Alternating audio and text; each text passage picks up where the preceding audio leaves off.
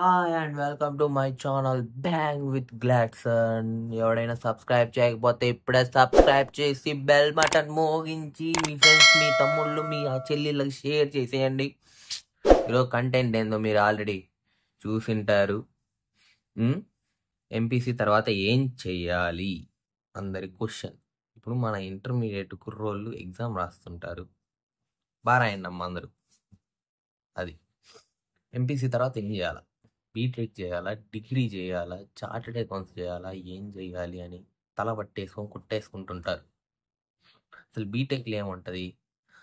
ఒకవేళ మనమే అసలు ఎంసెట్లో సీట్ రాకుండా ఉంటే మన పరిస్థితి ఏంది? మనం ఇంకో సంవత్సరం వేస్ట్ చేయాలా, లేకపోతే డిగ్రీ జాయిన్ అయిపోవాలా? చెప్పేస్తాం. లేకపోతే చార్టెడ్ అకౌంట్స్, నాకు బిజినెస్ చేయాలనిపిస్తుంది, నేను బిజినెస్లో దిగాలి. నీ దగ్గర అంత కెపాసిటీ ఉండాలి చార్టెడ్ అకౌంట్స్ చేయాలంటే. అన్నీ అది ఎంత టఫ్గా ఉండిద్ది, దాంట్లో మ్యాటర్ ఏంది అన్నీ చెప్తాం ఇప్పుడు వరుసగా. ఫస్ట్ మీకు 3 రూల్స్ అనేవి ఇంట్రడ్యూస్ చేయాలి. రూల్ నెంబర్ 1 వచ్చేసి, ఇంట్లో వాళ్ళ మాట వినడం మానేయాలా. బంధువుల మాటలు, ఇంటి పక్కన, ఇంటి ఎదురు వీళ్ళ వ్యవహారం సొల్లే అనేది ఫస్ట్ మానేయాలి వినడం. తమ్ముడు ఈసీఈ బాగుండిద్దిరా, రే సిఎస్సి మంచిగా సాఫ్ట్వేర్ రా, 1,00,000-2,00,000 వచ్చేస్తాయి ప్యాకేజ్. ఓ పిచ్చి నాయాలంతా చెప్తుంటారు మనకి పిచ్చి పిచ్చిగా.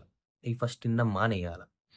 నువ్వు ఎంపీసీ తీసుకున్నావంటే 10th తర్వాత నెక్స్ట్ ఏం చెయ్యాలో అని తెలిసే నువ్వు తీసుకున్నట్టు. కొంతమంది మా అమ్మ చేరమనింది, మా అమ్మ చేరమనింది ఎంపీసీ, అందుకని చేరాను, ఇప్పుడు ఏం చేయాలి తల పట్టేసుకొని కూర్చుంటారు. తర్వాత వాళ్ళు చెప్పిందే చేస్తారు మళ్ళా. మీదేదిరా? మీ చదువు మీరు చదువుతున్నారా, మీ అత్తమ్మ చదువుతుందా, మీ పిన్ని చదువుతున్నారా? నువ్వురా చదవాల్సింది. రూల్ నెంబర్ 1, ఎవరిని పట్టించుకోకూడదురా. నీ లైఫ్ రా, నీ జీవితం రా. నీ జీవితం పక్కన డిసిషన్ల మీద ఆధారపడితే ఎందుకురా నువ్వు బతకడం? సావు ఆడెందుకు సావు. ఇప్పుడు నుంచి అయినా వాడి మాట వినడం మానేయిరా. ఒరే 18 ఏళ్ళు 17 ఏళ్ళు వచ్చింటాయిరా ముడ్డి కింద, ఇంకా వేరే వాడిని అడుక్కుంటా ఏం చేయాలి, ఇది చేయాలా, అది చేయాలా, చచ్చిపోవడం ఎందుకురా? సావు మాకనరా. ఒక డెసిషన్ అనేది ఉండాలిరా. రీసెర్చ్ చెయ్యండిరా. ఏంది ఏంది వ్యవహారమని చెయ్యండిరా. ఎప్పుడు ఆ ఫ్రీ ఫైర్ పబ్జీలు కూర్చొని ఆడుతుంటే ఇద్దా ఏం అవ్వదురా. అందుకని రూల్ నెంబర్ 1 ఏంది, ఇంట్లో వాళ్ళ సొల్లు మాటలు, చుట్టుపక్కల జనాల మాటలు వినడం మానేయాల్సినది రూల్ నెంబర్ 1. ఇది ఫాలో అవుతేనే మిగతా రూల్స్ అన్ని ఫాలో అవ్వమ్మ. లేదు మా పిన్ని చెప్పింది, మీ పిన్ని చెప్పింది కాడే ఉంటావు, లేకపోతే మా అత్త చెప్పింది కాడే ఉంటావురా. నువ్వు నీ లైఫ్లో నువ్వేం చెయ్యాలనుకున్నావో, నీకు ఏదంటే ఇంట్రెస్టో దాని మీద నువ్వు వెళ్ళాలి. అప్పుడే నువ్వు నెక్స్ట్ నువ్వు చేయబోతున్న పని మీద ఇంట్రెస్ట్ ఉండిద్ది, ఆ పని చేయగలుగుతావు. నీకు అసలు ఏది పొద్దుగా తెలియకుండా ఈ ఇంట్లో వాళ్ళు ఆ పని చేయమన్నారని ఆ పనికి పోతావా? నీకంటే ఒక డెసిషన్ లేదా, ఒక తెలివి లేదా, బుర్రి ఇలా దేవుడు. అది రూల్ నెంబర్ 1. ఎవడు మాట వినమా. అది అది ఫాలో అయిన తర్వాత రూల్ నెంబర్ 2 చెప్తా. రూల్ నెంబర్ 2, నువ్వు బీటెక్ వెళ్ళాలంటే ఎంసెట్ ఎగ్జామ్ రాయాలి, లేకపోతే జేఈ మెయిన్స్ అడ్వాన్స్ రాయాలి.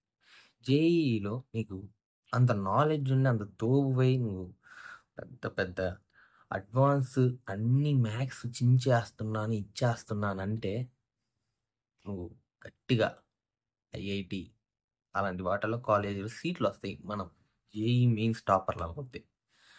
దాంట్లో గ్రూప్స్ ఉంటాయి. ఈ బీటెక్లో ఏమేమి గ్రూపులు ఉంటాయి అయ్యే గ్రూప్స్ ఉండేది. ఈ బీటెక్లో ఎంసెట్ రాస్తే బీటెక్ ఇస్తారు, స్కాలర్షిప్ ఇచ్చి చదివిపిస్తారు. ఫీజు నువ్వు కట్టడం అక్కర్లా, ఇంట్లో వాళ్ళు కట్టడం అక్కర్లా. కొన్ని పైన ఫీజులు కొన్ని ఉంటాయి. మీ కాలేజ్ మంచిది అయితే అవన్నీ చూసుకొని కూడా చేరినాను. అది ఒక వీడియో సపరేట్గా వస్తుంది, త్వరలో వస్తుంది.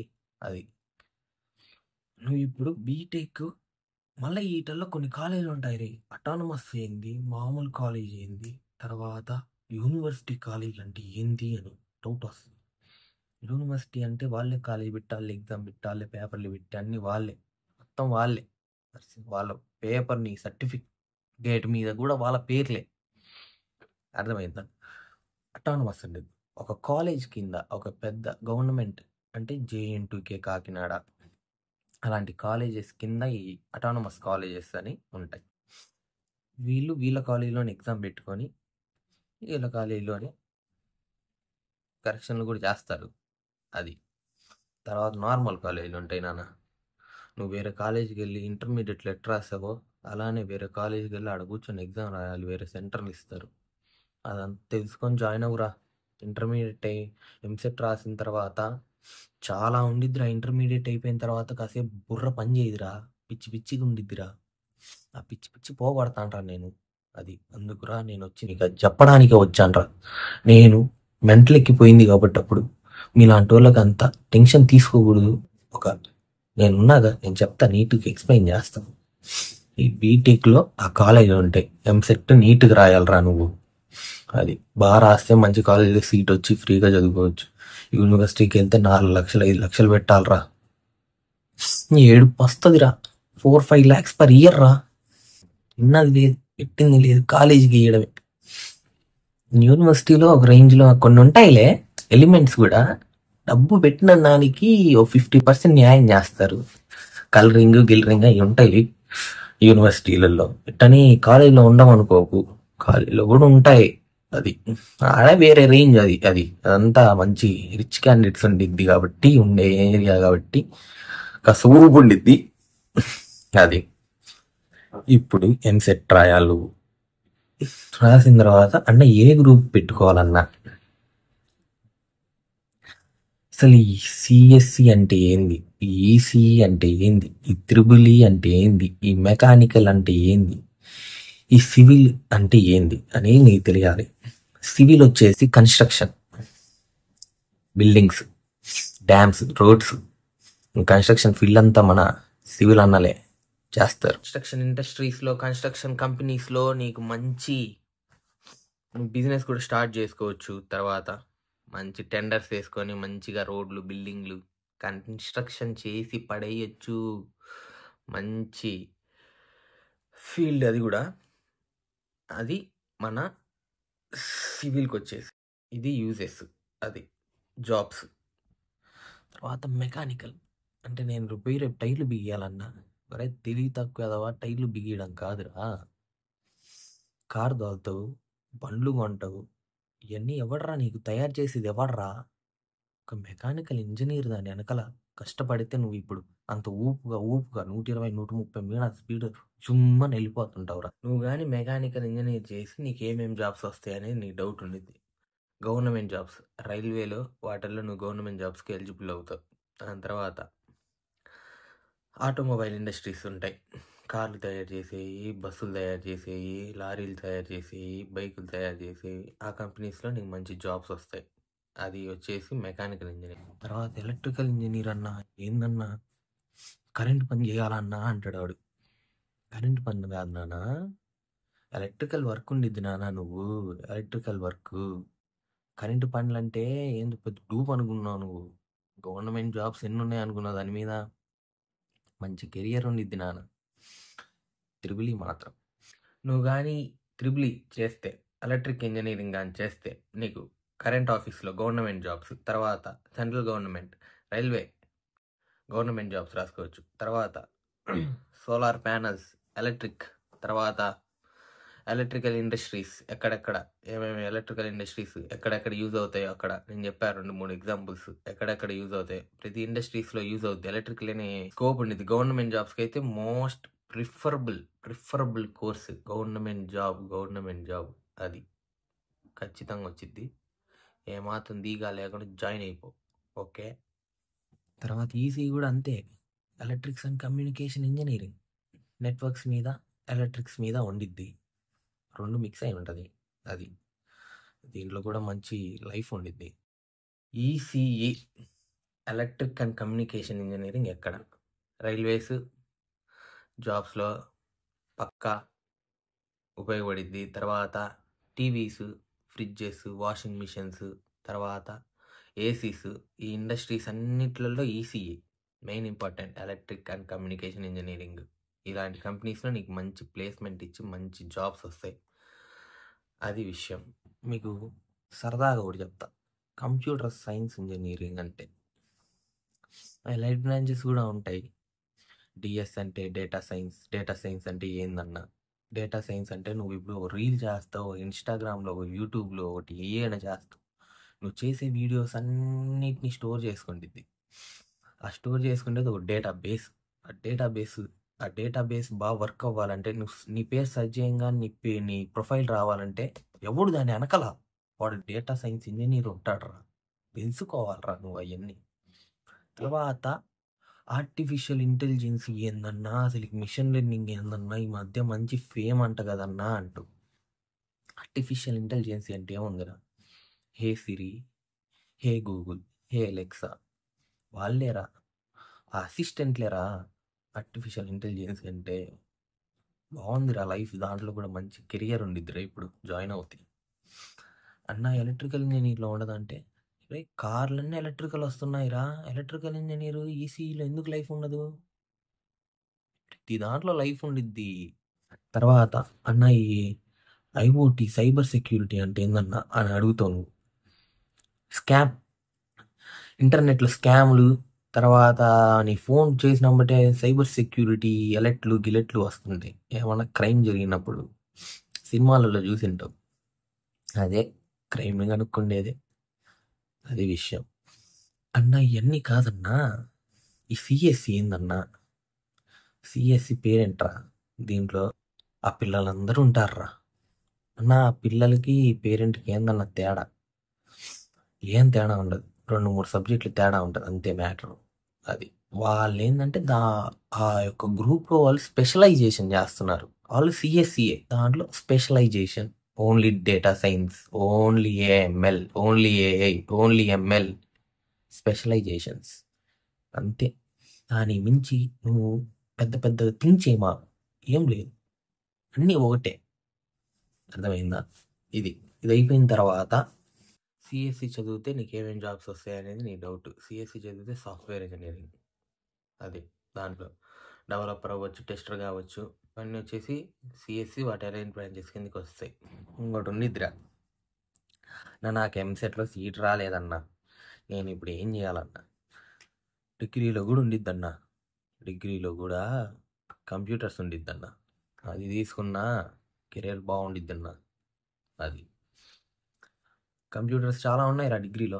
డిగ్రీ కూడా జాయిన్ అవుతే ఏం లేదు, సాఫ్ట్వేర్ అన్నా బీటెక్ చదివితేనే అవుతామన్నా సాఫ్ట్వేర్. ఓరే పిచ్చోళ్ళు రాడు, ఎవడో చెప్పినోడు మాత్రం చెప్తూ కొట్టండి. డిగ్రీ చదివినా ఏది చదివినా నీకు స్పెషల్ ఐటమ్ చెప్తా. ఇప్పుడు సిఎస్సి చదివితే ఓన్లీ సాఫ్ట్వేర్ అవుతావు. నువ్వు ఈసీఈ, మెకానిక్ ఇవన్నీ చదివావు అనుకో, ఏ గ్రూప్ అయినా నీకు ఆప్షన్ సిఎస్సి లేక కూడా రావచ్చు రే. మా బావ ఈసీ కాదరి త్రిబులి, మా బావకు ప్యాకేజ్ 25-30 lakhs రా ఇప్పుడు, 9 years ఆఫ్ ఎక్స్పీరియన్స్ అన్నా. నేను సిఎస్సి చదివితేనే కంప్యూటర్ సైన్స్ ఇంజనీరింగ్ అవ్వగలనా అన్నా? కాదు, నీ కోర్స్తో పాటు నువ్వు సపరేట్గా యూట్యూబ్ క్లాసెస్ అయినా ఏదైనా కోచింగ్ అయినా తీసుకుంటే సాఫ్ట్వేర్ కూడా అవ్వచ్చు. సాఫ్ట్వేర్లో నువ్వు సిఎస్సి అవుతేనే నీకు వాడు ఏదో మెడల్ ఇచ్చాడు. నీలో టాలెంట్ ఉందంటే, నీకు ఆడ డిగ్రీ బ్యాక్లాగ్ ఉన్నా, బీటెక్ బ్యాక్లాగ్ ఉన్నా, నీ దగ్గర అవారం ఉందంటే తీసేసుకుంటాడు రా. అది విషయం. ఈ బీటెక్లు కాంపౌండ్స్ అన్నీ మిక్స్ చేసి ఒక ఎగ్జాంపుల్ మీకోసం తీసుకొస్తారా, చిన్నగా అర్థమైపోయింది మొత్తం ప్లెయిన్గా. నువ్వు ఇప్పుడు ఒక కార్ తయారు చేసావు, కార్ తయారు చేసేది కంపెనీలో, ఒక ఫ్యాక్టరీలో కావాల్సిన మనుషులు, మ్యాన్ పవర్ లేకపోతే లేబర్స్ ఎవరు కావాలి? ఫస్ట్ కార్ డిజైన్ చేయాలి, డిజైనర్ ఉంటాడు. తర్వాత కార్కి మోటార్, మెకానికల్ ఇంజనీర్ ఉంటాడు రే మోటార్ తయారు చేయడానికి. దాని తర్వాత వైరింగ్, లైటింగ్, తర్వాత లోపల అన్నిటి కనెక్షన్స్, ఏసీ రావాలన్న అన్నిటికీ electric and communication engineering, EC ఇద్దరు ఉపయోగపడతారు. తర్వాత ఇదంతా కాదన్న, కంప్యూటర్ సైన్స్ వాళ్ళు కూడా ఉపయోగపడతారా? ఉంటారా. ఆటోమేటిక్ ఏంది, నీకు లోపల నువ్వు రైట్ పోవాలన్నా లెఫ్ట్, టెస్లా ఎవడురా దాంట్లో, ఎంఎల్ మిషన్ లెర్నింగ్, కారుకి మనం లెర్న్ చేపించాం, మిషన్ లెర్నింగ్ ఉపయోగించాం. లోపల నువ్వు కార్లో కూర్చొని Alexa show me route for my home అన్నావు అనుకో, చూపిస్తుందా? ఆర్టిఫిషియల్ ఇంటెలిజెన్స్ రా ఉపయోగించావా?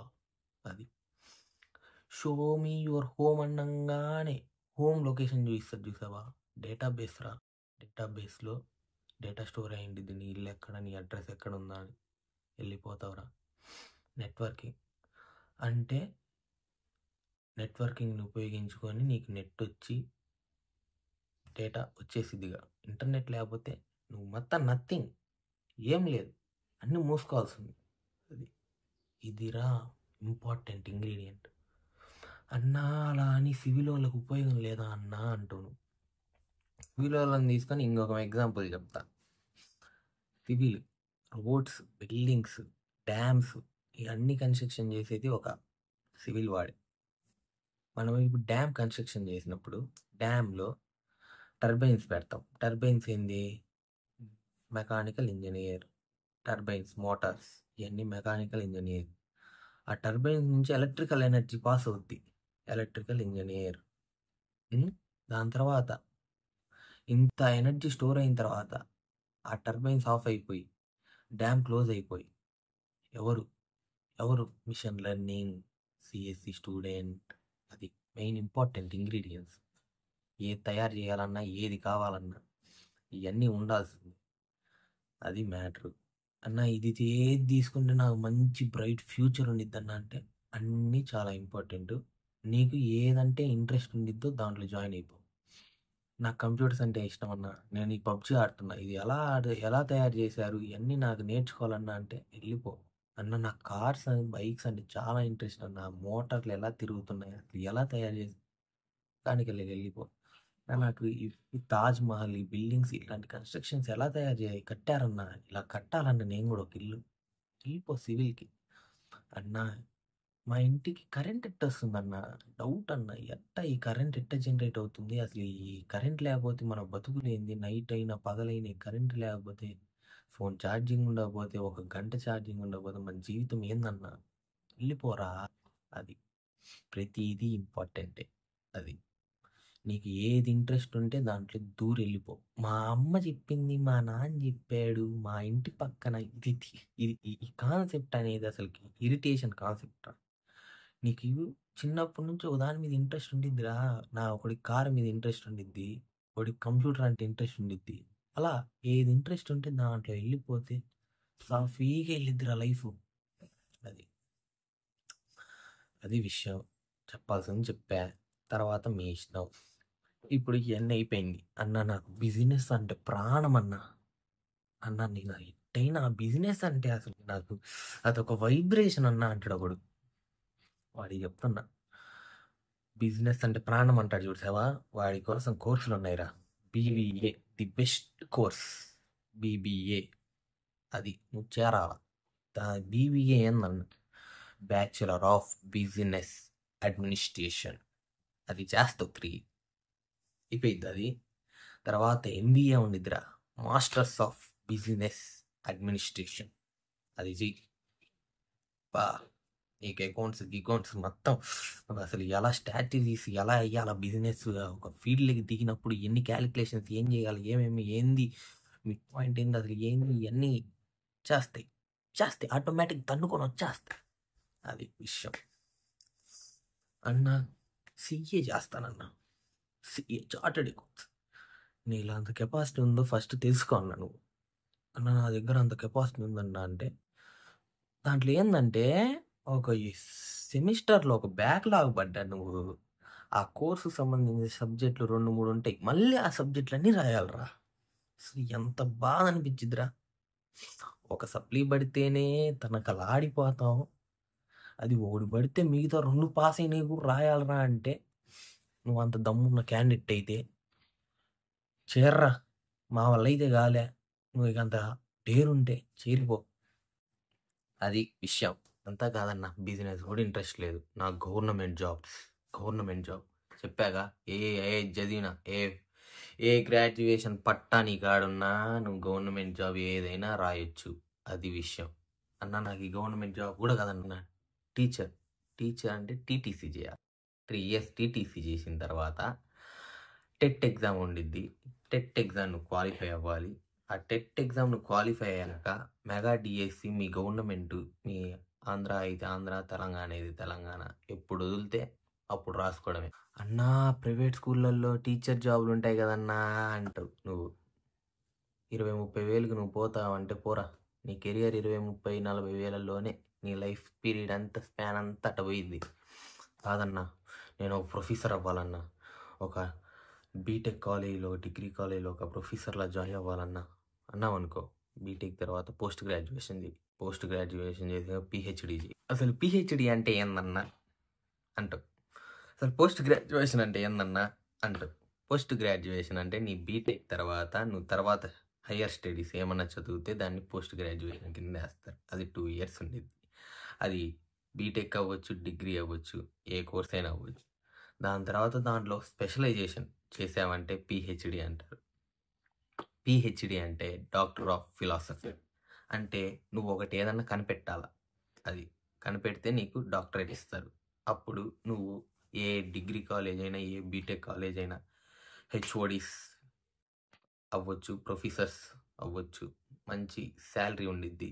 అది పాస్ అవ్వడమే చాలా కష్టం. అది విషయం. రూల్ నెంబర్ 3 చెప్తానా, గట్టిగా నాలా, గట్టిగా. ఏ కాలేజ్ జారితో చూసావా, ఎట్టాంటి కాలేజ్ చేరాలా అన్న. నా ఫ్రెండు ఆ కాలేజీకి పోతున్నాడు అన్న, నేను వాడితో పాటు కౌన్సిలింగ్ పెట్టుకొని వెళ్తానన్న. వాడి సంకంబటి ఇన్నేళ్ళు పోయింది చాలు. ఇంకా వాడి సంకంబటి పోకుండా నీకంటూ ఓన్, వాడికి 70,000 ర్యాంక్ వచ్చి నీకు 30,000 ర్యాంక్ వచ్చి వాడికి ఆ కాలేజీలో వచ్చి నీకు ఆ కాలేజీలోకి సీట్ వస్తే ఏందిరా, సిగ్గు అనేది ఉండాల. నీకు వచ్చిన ర్యాంక్కి నీకు ఏ కాలేజ్ వస్తుందో ఫస్ట్ నువ్వు తెలుసుకోవాలి.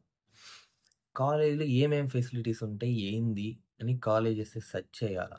ఎప్పుడు కూర్చొని ఫ్రీ ఫైర్లు, పబ్జీలు, రూమ్ ఆడదామా, రాదు, ఏమి రాదు. సెర్చ్ చేయాల. కెరియర్ రా, ఫ్యూచర్ రా, ఇదే తేల్చిద్దిరా నువ్వు ఎటు పోవాలో, ఎటువైపు వెళ్ళాలో. అది ఎప్పుడు దా మనం చెప్పిన కంటెంట్ కానీ మీకు నచ్చితే లైక్ కొట్టు, అందరికి షేర్ చేయి.